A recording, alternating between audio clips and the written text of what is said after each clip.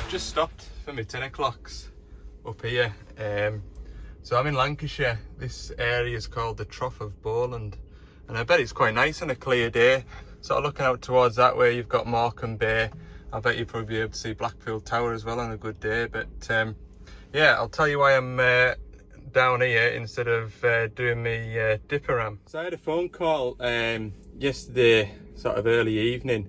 There's a 14 tonner down this way that's got an Adblue fault. The machine's gone into D-rate, so that's kind of taken priority. I'll get that dipper ram done tomorrow morning, I think. There's no great rush for that. But yeah, this one, its Adblue pump has lost its prime. Now this machine I've been at previously, I was looking, but I can't remember which video it was in, but the Adblue was contaminated and it had a Adblue concentration low fault code on it. So I drained the tank, flushed the system, and brought it back to life, so to speak, and the machine's been right. But one of their fitters was at it last night and they said there's like an oily sheen on top of the Adblue when he looked inside the tank. So I suspect that the Adblue pump has packed in, so I carry one of those on the van. I've also got various filters and things like that, so unfortunately I'm going to have to go and drain the system again and flush it all out, and probably put an Adblue pump on it as well.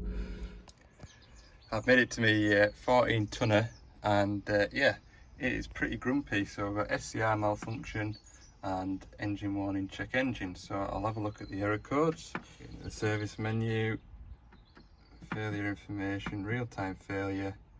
So diesel exhaust fluid, dosing unit, loss of prime, and then these two bottom ones here are the inducement codes.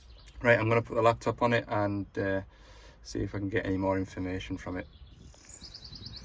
Before I've even put the laptop on it, I've just taken the lid off the tank and smelled it. If you could smell that, it sort of smells like smells a bit like diesel mixed with Adblue. So yeah, definitely contaminated Adblue. So yeah, I'm gonna take the tank out, drain it, take the Adblue pump off, and then I need to flush all the lines through up to the exhaust. So that will be fun. So when you put contaminated Adblue into the system, the Adblue pumps have a diaphragm in them. So the diaphragm creates the Adblue pressure, and the diaphragm is made up of a material that's designed to fail if it gets in contact with any hydrocarbons. So hydrocarbons is basically anything that's oil based. So in this case it smells like diesel. That diaphragm will disintegrate to stop it pumping potentially flammable liquid into an exhaust that's going to be sort of 300 or 400 degrees and could potentially cause a fire or an explosion or something. So the Adblue pump is designed to fail if it's in contact with anything that shouldn't be in there. So it's really important now to flush the system, make sure everything's spotless and immaculately clean, so that when I fit the new pump, it's not going to have the same fate. So it is what it is. A lot of people don't like Adblue, as I've said in previous videos, but if you treat it right, if you use the correct stuff, then it shouldn't really be any trouble.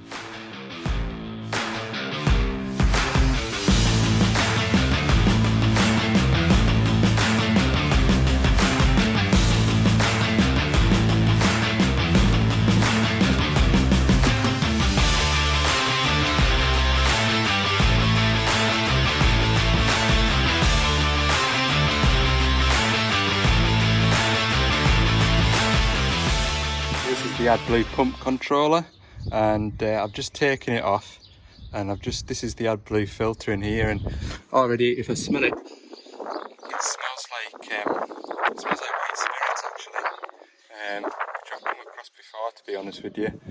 When I have had Adblue contamination, it must be sort of like the smell that you get if you've had diesel in there. So it doesn't take an awful lot either. I've known customers you know, grab a 20-litre drum out the yard and not knowing what's been in it previously. Apparently it's been empty.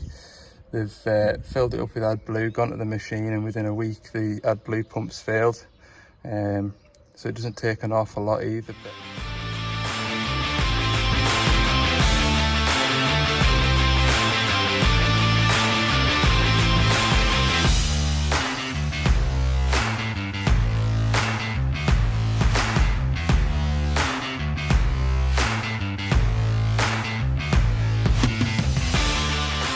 This is the Adblue header unit out the tank, and you can see from the discoloration of this filter here that yeah, it's definitely not had Adblue in it. So in my Adblue repair kit I have got new filter. I'll put that on, and got a new Adblue pump there, but I've a long way to go before putting that on. Right, new filter's on, and I've cleaned and sort of mopped out the bottom of the tank. I've also I have, oh, it's windy, can you hear this?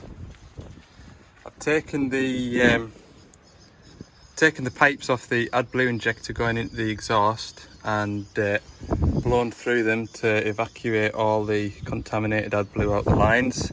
I've left them open while I've had my lunch, so hopefully they'll dry out. But yeah, here's the Adblue. Here's the Adblue injector here. So I'll pop these back on,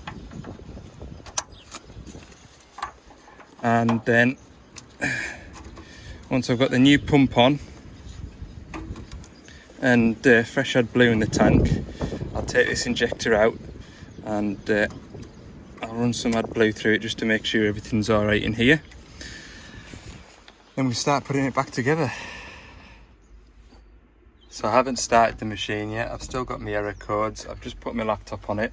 Now the Adblue pump is its own controller, so the Adblue pump controls all the after treatment side of things, and it communicates with the ECU. Now because I've fitted a new Adblue pump controller, it's got the latest software version installed, so what's best practice is to then update the ECU software to make sure that everything's compatible. So that's my next job now, is update the ECU software to the latest version and double check. I'm pretty sure that that is the latest software part number, but I'll double check that as well. So that's the next job before we even start it, is do a quick update. It's always a bit of a tense time when you're updating the software on the ECU, because the computer will wipe the ECU clean and then upload the software to it, rather than overwrite the software that's there. So any breaking connection or a poor CAN line will wipe the ECU clean. You won't be able to put the new software on it. That ECU will be dead. You bin it and you have to get a new ECU. So I always make sure that I've got my laptop on charge, and make sure that I sit perfectly still, because if that USB falls out of there, then yeah, there'll be tears everywhere, and most of them will be mine, to be fair. For whatever reason, if something happens and it doesn't complete the software update successfully, that message on the screen there, ECU to gauge panel communication error, will remain there. You'll go and turn the key to start the machine, the engine will turn over, but it won't fire. And yeah, I know that for a fact, because that has happened to me once before. And yeah, that was a bad day at the office. Yeah, so when that happened, there was an underlying issue with the machine, and the CAN lines, what was the fault with it? That's it, the machine wouldn't rev up, and it was doing all sorts of weird and wonderful things.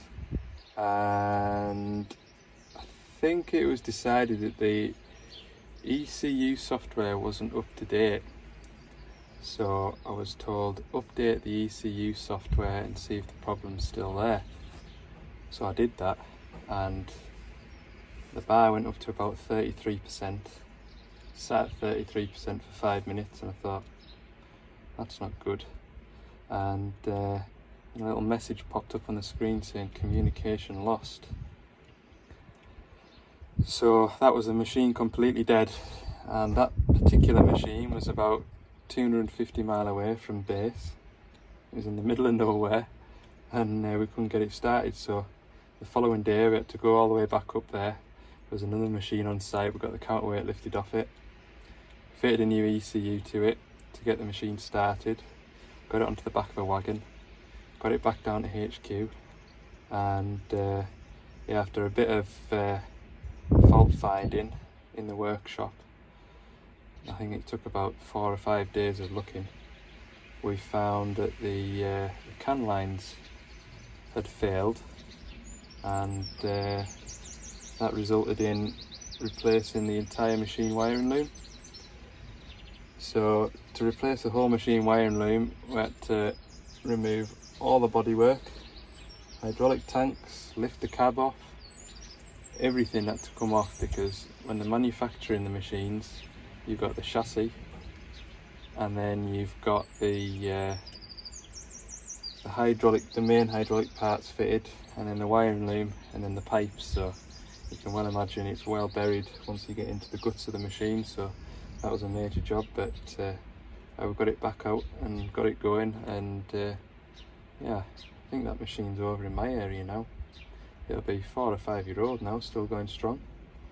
But yeah, I don't have very good memories of that machine. Right, I've started the machine up, and the error codes have gone, and I've got decent Adblue pressure now, so that's looking pretty promising. I'm just going to let it warm up, and then I'll pull that Adblue injector off and dose a bit out, make sure everything's okay, dip the tank again, just make sure it's there's no contaminants in it, and I'll run it through a couple of burnouts.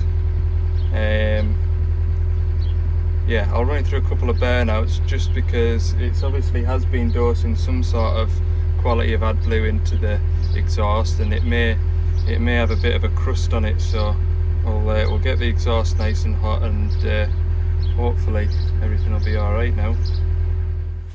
Right, that's that machine finished with. So the Adblue pressure is nice and stable there now, and everything seems to be doing as it should be. When I first started the machine, there was a bit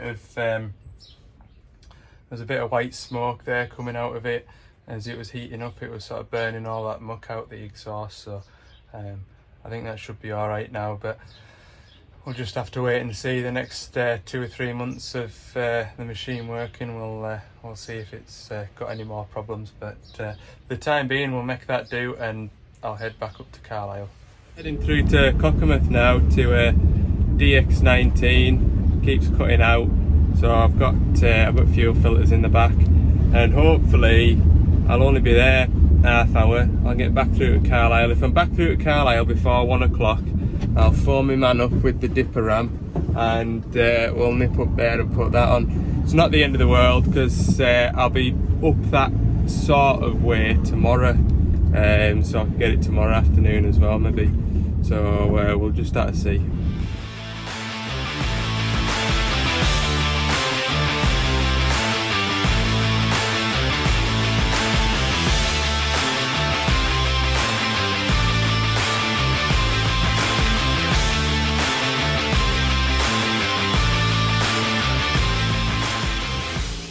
I'm just out in the Lake District now. It's lovely around here.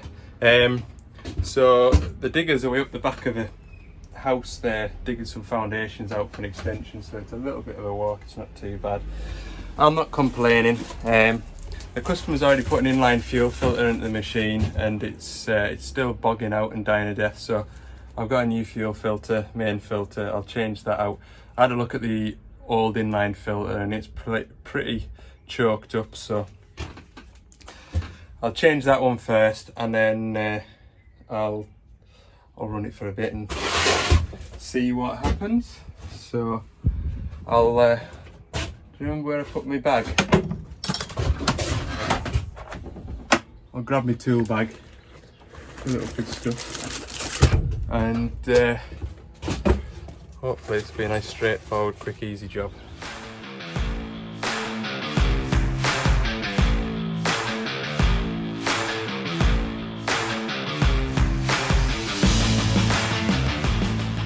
I've replaced the main fuel filter and ran it for 10-15 minutes. Everything seems alright. This is the filter the customer replaced, and it is a bit mucky and clarty.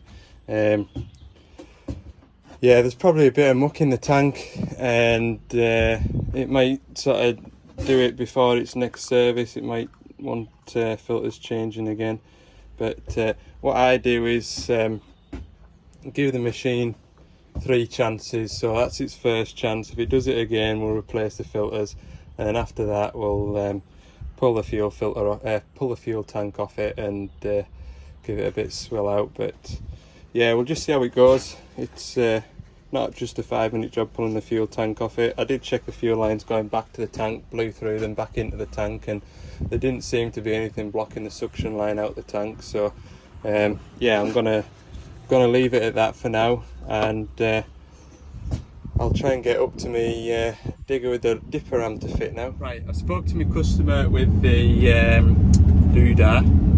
dipper ram, and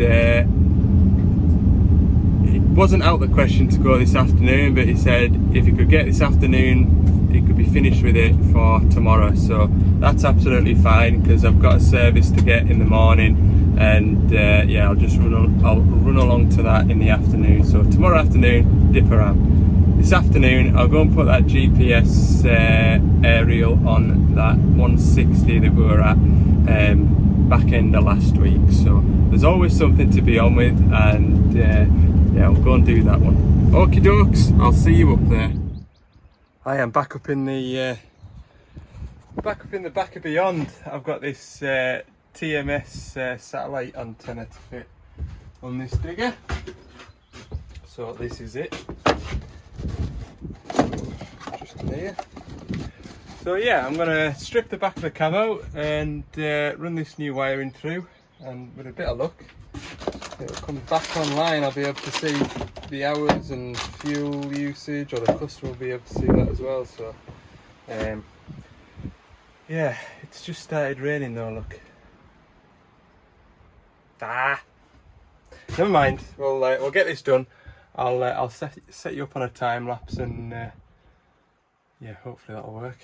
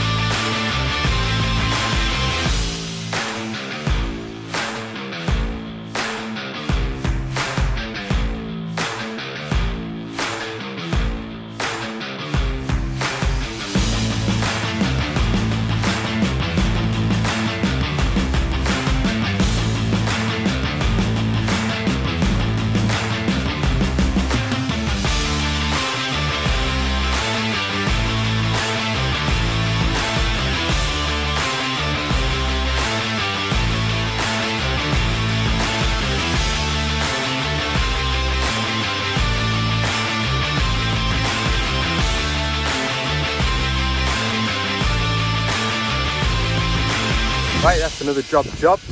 I noticed there's another machine working up over on that hillside. I've got a feeling it's the machine that I'm going to be servicing tomorrow. So first thing tomorrow I've got a 2,000 hour service. It might not be, I'll have to have a look on the tracker when I get back into some phone signal, but I That'd be a nuisance, won't it, if I came all the way up here? I thought it was somewhere else. It probably is. I mean, this customer's got a good half a dozen of these machines, so they could be scattered anywhere. Anyway, I'm finished for the day now. It's 3:30. So yeah, an hour and a half. 5 o'clock finish. What a treat. So thanks very much for watching, and don't forget, if you haven't already, hit the subscribe button. If you've enjoyed the video, give it a like, and for more bits and pieces in between videos, head over to my Instagram, Ali's Digger Diary. So thanks very much for watching, and see you tomorrow.